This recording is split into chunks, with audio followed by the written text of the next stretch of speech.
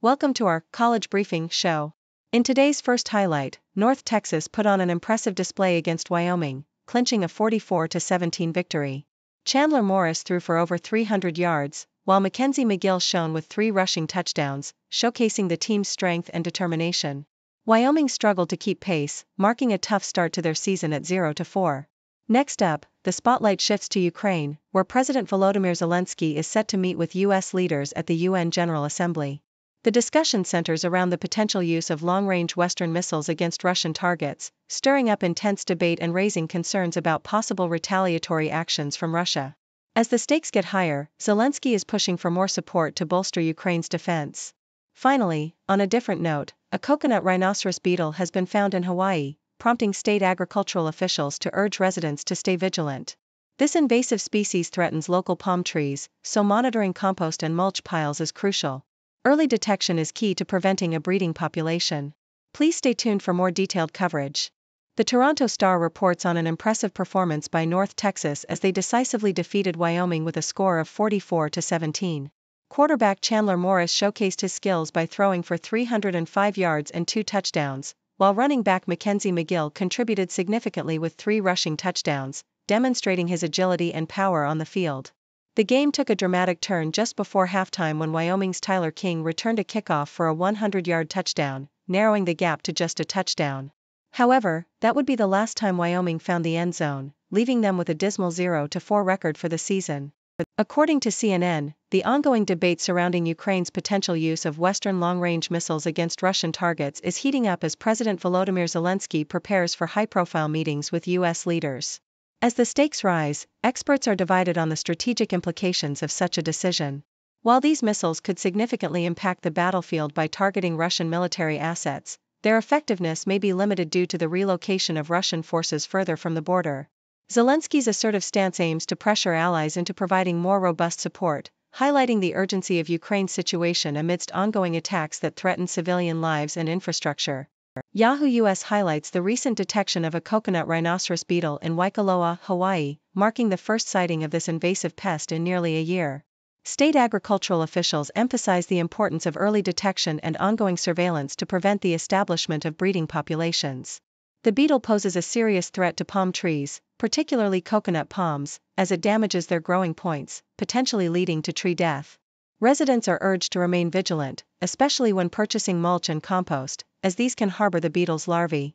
The ongoing monitoring efforts demonstrate a proactive approach to managing invasive species and protecting Hawaii's unique ecosystem.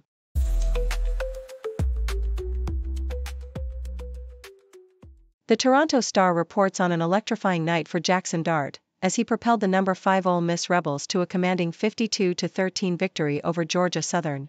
Dart showcased his arm strength early, throwing 2 touchdown passes within the first 9 minutes, leading to a swift 17-0 lead. He finished the game with 4 touchdown passes and 382 yards, while Trey Harris dazzled with 11 receptions for 225 yards, including 2 touchdowns. Despite 11 penalties, Ole Miss demonstrated their offensive prowess, amassing 607 total yards and solidifying their status as a formidable contender in the SEC as they prepare for their upcoming match against Kentucky. In another thrilling matchup, Boston College triumphed over Michigan State 23-19 in the emotionally charged red bandana game, honoring the legacy of Wells Crowther, a former lacrosse player who heroically saved lives during the 9/11 attacks. Thomas Castellanos threw a dramatic 42-yard touchdown pass to Lewis Bond with just 88 seconds remaining, marking Bond's first game-winning catch. The game featured 6 lead changes, and the Eagles celebrated their victory under the rain, paying tribute to Crowther's memory. BC's coach, Bill O'Brien, emphasized the importance of the win, making the night even more special for the players and fans alike. The Toronto Star also highlights Eastern Kentucky's impressive 42-13 victory over Morehead State, led by quarterback Matt Morrissey, who threw 2 touchdown passes and added a rushing touchdown. Morrissey's precision was evident as he completed 12 of 18 passes for 150 yards, while the Colonel's offense dominated with 433 total yards. Eastern Kentucky's defense was equally formidable, forcing 3 turnovers and limiting Morehead State to just 228 yards. This win marks a significant moment for the Colonels, who are looking to build momentum in their season.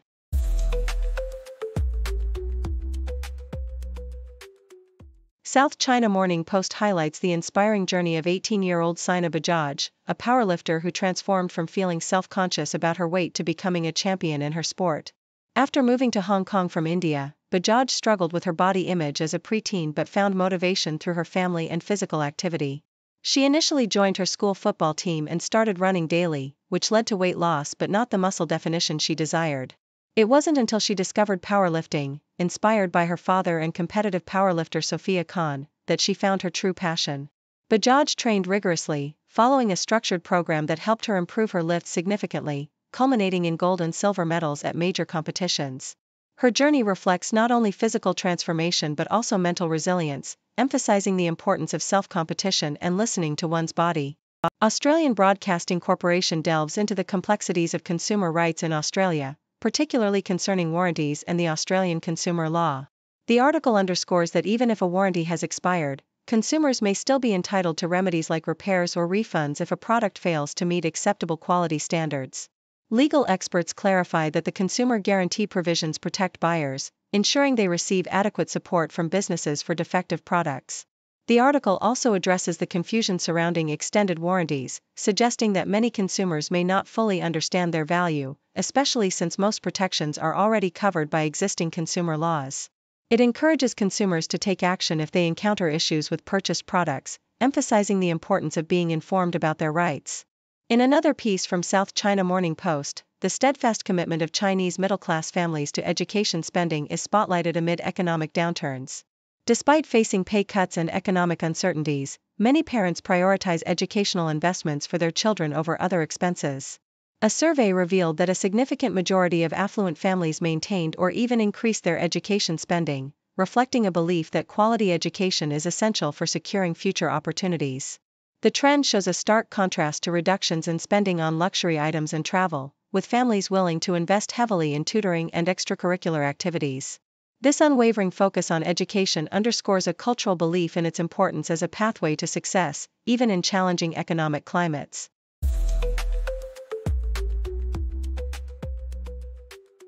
The Toronto Star reports that UConn's dynamic duo, Darryl Robinson and Mel Brown, each rushed for 156 yards, leading the Huskies to a commanding 48-14 victory over Florida Atlantic.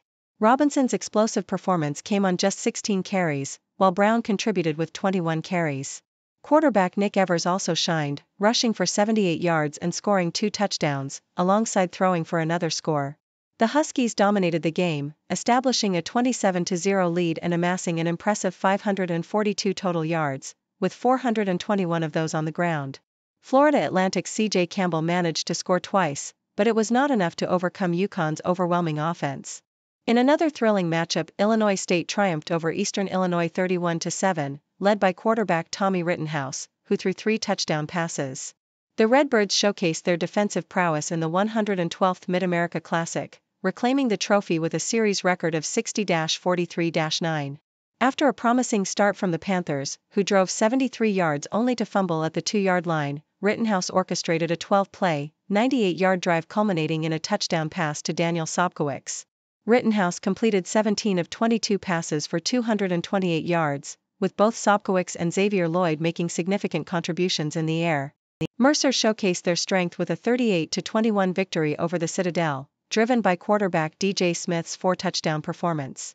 The game was tied at 14 before Smith led a crucial drive, culminating in a touchdown run just before halftime. A pivotal interception by TJ Moore allowed Mercer to extend their lead, and despite the Citadel's attempts to close the gap, Smith's dual-threat capabilities, throwing for 253 yards and rushing for 76, proved too much to handle. Mercer improved to 4-0, while the Citadel struggled to find their footing, despite a commendable effort from quarterback Jonathan Bennett, who threw for 336 yards but also faced a critical interception.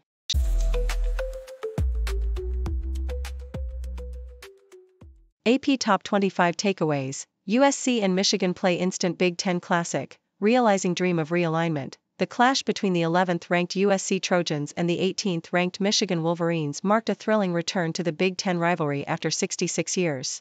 In a nail-biting game at Michigan's Big House, the Wolverines pulled off a 27-24 comeback victory, showcasing their ground game in the absence of a solid passing attack. USC coach Lincoln Riley described the match as a classic back-and-forth battle, perfectly embodying the vision conference officials had for the new Big Ten landscape. The game not only captivated a massive audience but also highlighted the unusual outcomes of conference realignment, as teams like Stanford now find themselves competing in unfamiliar territories, yet still delivering unforgettable moments on the field. Why learning to love China isn't like any other school subject. The South China Morning Post delves into the complexities of implementing patriotic education in Hong Kong's schools, a response to years of social unrest. With a historical backdrop of failed attempts at national education, the current initiative aims to instill a sense of national pride among students through experiential learning rather than rote memorization. Chief Secretary Eric Chan emphasizes the need for innovative teaching methods that incorporate cultural experiences, yet challenges remain regarding teacher preparedness and the assessment of student progress. The article underscores the delicate balance between fostering love for one's country and the practicalities of educational execution, raising questions about the effectiveness of such programs in achieving their intended outcomes. Hayes, Brooks have big days. Idaho State turns back Southern Utah 38-28. In a thrilling encounter in Pocatello, Idaho State emerged victorious against Southern Utah with a score of 38-28, thanks in large part to standout performances from Hunter Hayes and Dason Brooks. Hayes, the Bengals' running quarterback, contributed 2 rushing touchdowns and capped off the game with a crucial 20-yard touchdown pass. Brooks electrified the crowd with a decisive 75-yard touchdown run that halted Southern Utah's momentum.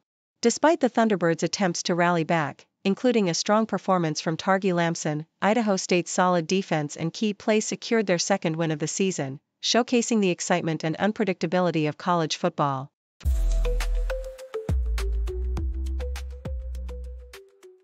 Thank you for tuning in. The content above showcases the latest briefing reports and analytical synopses, thoughtfully curated by the 6Do team. These insights stem from a wide array of reputable media outlets, think tanks, government sources, and specialized experts worldwide. We encourage you to explore these sources for a comprehensive perspective. Keep in mind that while the content may not always align with the official standpoint of 6Do Brief, it's not meant to be taken as absolute directives for decision-making. Comprising seasoned media professionals, learned scholars, and accomplished scientists, the 6Do team embodies a trailblazing, fully independent media entity. To customize 6Do Brief to meet your professional needs, you have the option to subscribe to a diverse array of briefings on our website, 6dobrief.com. Regardless of your location, you can conveniently receive 6Do Brief via email.